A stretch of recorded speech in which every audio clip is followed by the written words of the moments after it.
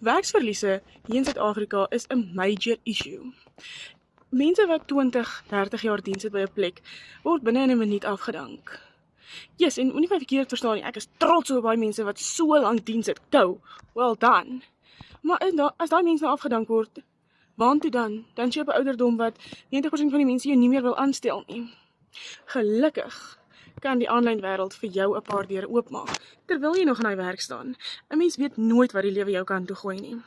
Môre het jy werk, oormôre het jy nie werk nie. En dan, hoe gaan jy kos op die tafel sit? Hoe gaan jy jou kinders deur skool sit? Wat gaan jy doen? Begin jou side hustle vandag. 'n Side hustle wat jou geen maandelikse uitgawes kos nie. Net vir daai ingeval, wat as ek my werk verloor? As jy daai side hustle wil hê, wat jou 100% wins gee, komment net vir my wins hieronder.